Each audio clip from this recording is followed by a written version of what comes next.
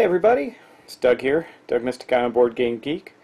Welcome back to our 6th episode of our playthrough of Myth. We have populated at this point. Oh, by the way, I wanted to update you from the end of the last one. This quest simulates a slaughter field event, but does not actually trigger one. It's just part of the quest. It doesn't actually make a slaughter field event happen. It's just we have to kill X number of creatures, like you would in a slaughter field, but they don't keep coming. Well, with the exception of the layers. So let's just get started right away. We've got our new tile out. We've got everything set up and ready to go. It's just about strategy and tactics at this point. Now, we do still have to destroy that wagon, and I'm still researching how we're going to do that. But before we do that, we really need to get rid of some baddies first. So I'm going to focus on that for the moment. We have our Brigand, who's in shadows, and our soldier, who's ready to go. And we're going to get started with our first hero cycle of this session. Okay, for our first hero cycle, I was debating on whether we divide and conquer, or we go and take out one group in the layer together and then go take out the other group in the layer together. And I think that's the right decision. We're going to go with sticking together, actually, and going after one group and then the other. It will allow us to more effectively kill as many bad guys as possible. So we're going to take a bold first move, and we're going to start with our soldier. He's got 2 riding the edge cards, so we're going to play one of them. It is an attack action, so we won't be able to move afterwards. We'll be able to play reactions and interrupts. But it allows us, here's what this does. So let's just look. It says move, and it uses your shield as a weapon, which is great because we have an upgraded shield. It actually makes, it gives us a D10 and makes him harder to hit. The soldier attacks targets passed over in a 3-square straight line. Rage adds +1 square. Cannot move afterwards. Hey, that's all fine and good. So we're going to place that in our soldier's first action slot here. Now, what I want to point out is he can only move 2 with a normal move, right? So that'll get him right to there. So when we get him there, we got to think. We want 1, 2, 3, 4. We need to get a total of 4 spaces. This one's going to give us 3. So before we played that, let's just go down here. What I want to do is put out a rage card. So we have rage. That'll give him 4 spaces in a straight line. Actually, I think you have to pass over them in this case.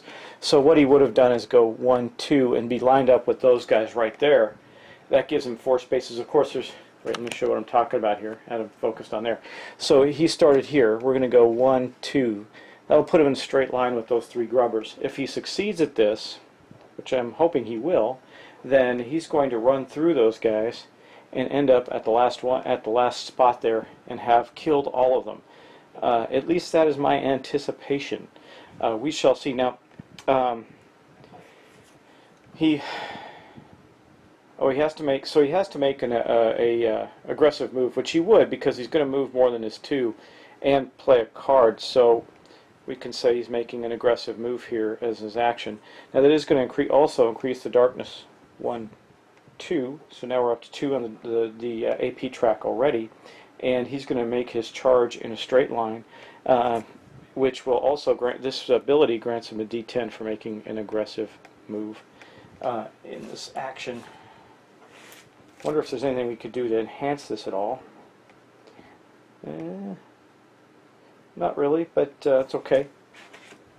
Let me see if we can do anything with the Brigand to help him out. That might have been... Nope. He's just running around in shadows doing his thing. Okay, so we're going to do that straight line run here. Again, this is, it looks like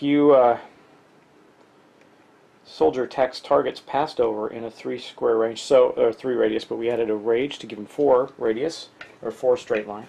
So that is going to mean that if we hit, like all of these abilities, unless it says 1 target, we're hitting them all when we actually succeed at the attack. So, and I'm going to stop right here as we right after we gather dice, and just look at the card errata and make sure that's correct. So, but for his dice, we're going to start with that.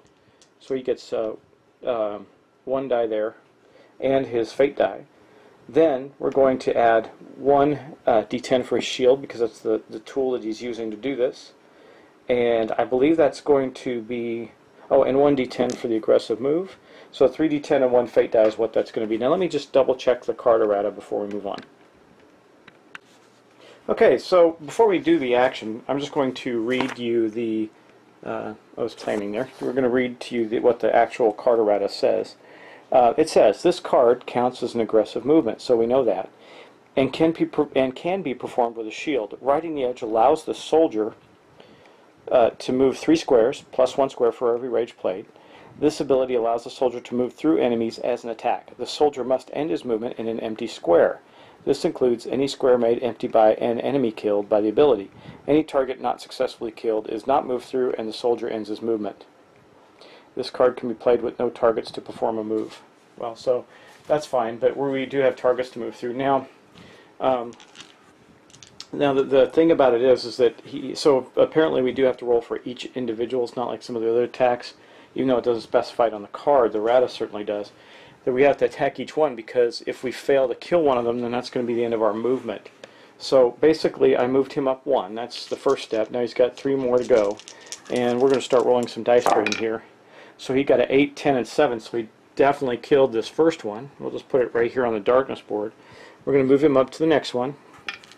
Oh, and he also got his rage die on his shield, so that knocks monster prone, but it was dead, so that's really not going to have much of an effect. And his threat goes up by 2-1, which I already had that one for some reason. Okay, we're going to roll again. 6, 2, 2, man, he almost missed. His threat goes up by 2, and he did kill the next one. And hopefully he'll kill the last one and be able to drop a treasure there. Okay, and the last one. And if he kills that last one, he'll move into that square and end his movement. He did, he got a 7. Whew, I saw the 2 3s and panicked for a moment. Well, not panicked, it's just a game. Anyway, we did kill this last scrubber. That's going to give him 3 kills. And he's going to end his movement standing on top of a treasure. That worked out exactly as I hoped it would.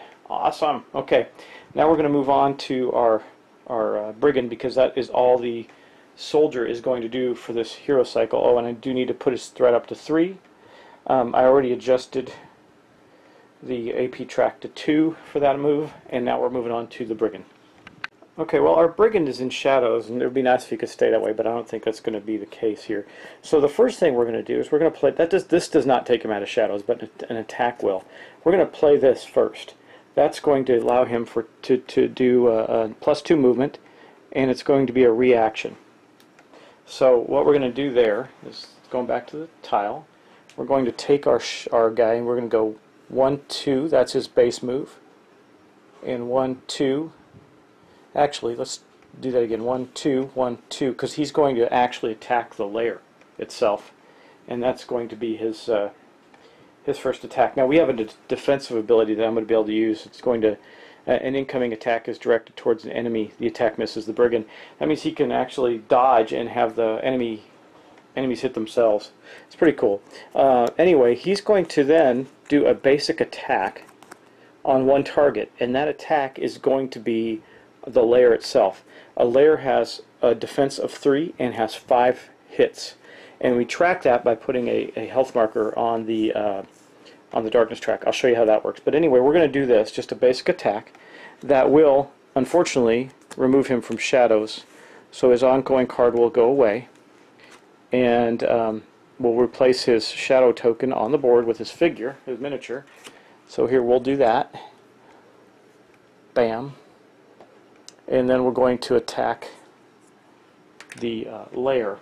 Now, it's just a basic attack for him. So now, luckily, he doesn't need much to hit. So we're going to get a fate die and a D10 for his base abilities. That's just his base. And then he's using his serrated butter knife to go at it. That's going to give him 3 total. Bam. He rolled a 4 and a 3. Man, he almost actually missed that. I've been really tight on these rolls, but he did hit, which is going to do a point of damage of 5 to the layer. So what we did is we took a point and we put it on the layer right there, and that is going to end his hero phase. Now, his cards that he played actually do increase the hustle increases the AP track 1, and as does the attack.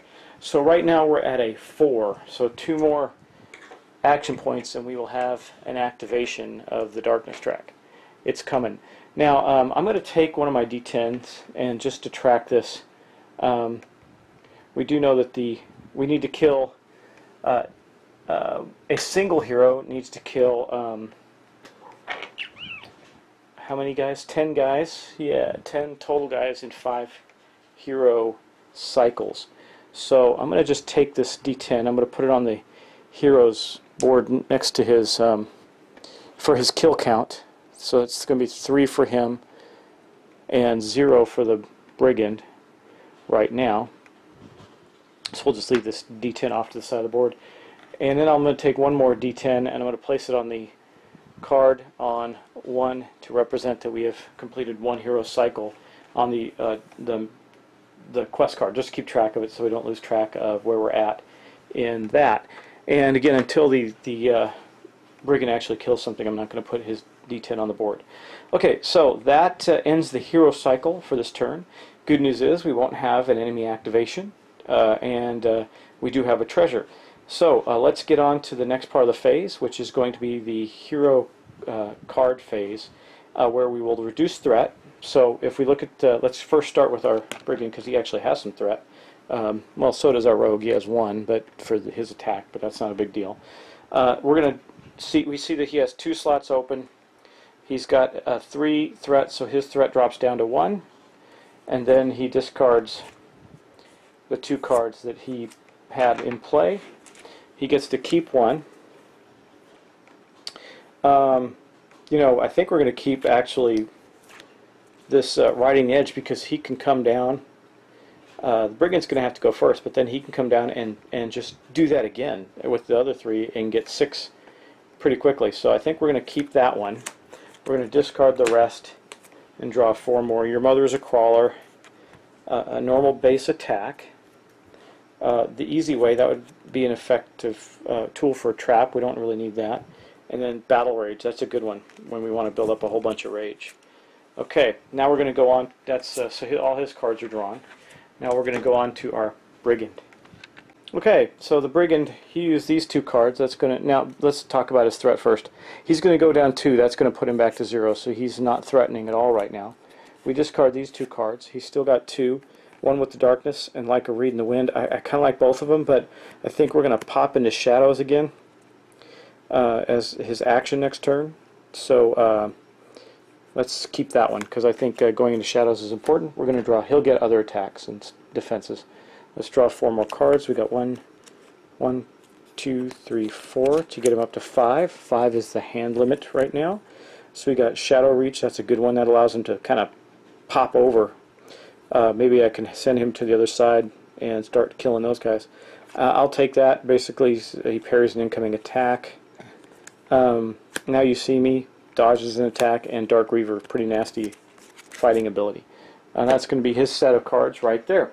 That's going to basically end our hero card phase. Hero deck phase, actually, is what it's officially called. And then we're going to move on to our refresh phase. Well, now we do have, for every different type of living minion creature on the board, creature type, so in this case grubbers, we're going to move the AP track up 1. Now, they're all still the same type, so we only move it up 1 total, but that's going to put us at 5. So we know that the first action that happens next turn, we're going to get interrupted, and we are going to go into a darkness phase. So that said, let's finish off our refresh. So we have ally actions, quest results. We didn't finish this quest yet. Status, trap results, and cleanup. So basically, we go straight to cleanup. The only thing I'm going to do with the cleanup is move this quest track to 2, meaning that we're in the second part of it. We're going to have the soldier do the 10 kills. But good news is we're going to have a spawn this turn, so he's going to have tons of enemies around him to continue to fight. So I think getting to that 10 is not going to be a problem. Just making sure we keep these guys alive and not severely damaged is going to be the challenge. So that ends our entire phase. Now, I think what I'm going to do is I've been debating on how long I want these to be, and that went pretty quickly, so I'm going to stop here and see how long this is. If I determine 15 minutes or so, I think that's plenty for a turn, and these turns are going to get longer because of the amount of enemies on the board. So we probably we will stop there if it's more than I don't know, I have to count, add it all up, but we're going to stop there if it's more than 10 minutes, and I'll just do shorter turns as we move through. So if that's the case, thank you so much for watching, and I want to thank everybody for the feedback. As I jokingly said in my upload of the last video, I've donned my my mythical armor of thickened skin, so I can take the feedback without and I don't take insult to it, guys. I mean, these types of games, they warrant a lot of discussion, and that's what I'm trying to do so that people can learn. So I'm sure I'm not doing this perfectly, even though as I play through it, it doesn't feel like I'm doing anything wrong, and I guess that's the important part when you're playing. I also say this in the other video. The people who made this game knew that their game had probably, because of the freedom of choice and everything, had some even if you had all the rules right, even if all the rules were perfect in the book, I believe this top statement applies. It says, don't worry about making mistakes when it comes to enemy movement. Try to get it correct. I would say that's true of the whole game. There's freedom of choice. That means you can make a move that's not ideal for the game or a mistake. And I expect as you're playing it, if you're one of those guys that's a stickler for rules and structure, play a lot of Euro games that have very defined gameplay structure, then this game is probably not going to be one you like too much. It's very free-flowing and has lots of ability to manipulate the game and the rules around it. So yeah, if you're that kind of player, I don't recommend this game. But if you like the fantasy role playing, if you were into like the Castle Ravenloft D&D game and Wrath of Ashardalon, those games, or any game like that, this one is going to be a lot of fun for you. So Descent, if it had pure co-op and single player, which I believe it's getting in an enhancement update or something coming soon, which will make that game even more replayable and playable for folks like myself, because it's hard to get the same game group together to continue a mission, the same exact group of people sometimes. So that said, let's end it here, and I will talk to you soon. Again, thanks so much for watching, and keep the feedback and discussion alive. Talk to you soon. Oh, by the way, I am running just a little mini contest. I hit 300 subscribers recently, so in a relatively short amount of time. So what I am giving away a copy of, here, let me see if I can pull it off my shelf here without causing an avalanche. I am giving away this, Dominant Species, the card game, and all I need you to do is go to my YouTube channel and tell me what game you would like me to play after this. Heck, you could say play this again, I don't care. Once I get up to 20 people, out of those first 20 people that make a comment on that and tell me what to do, I'm going to randomly draw from that and give them a copy of Dominant Species, the card game. Now, I may come back to you and ask for shipping if you're in, I don't know, another country where it's expensive to get it there. But if you're in the U.S., I'll just ship it for free. And last time I had somebody who was from Argentina, I just shipped it. It was shipped the last contest. It was $20, not a crisis. Anyway, that said, let's see you again next time, and hope you're enjoying my playthrough of Myth.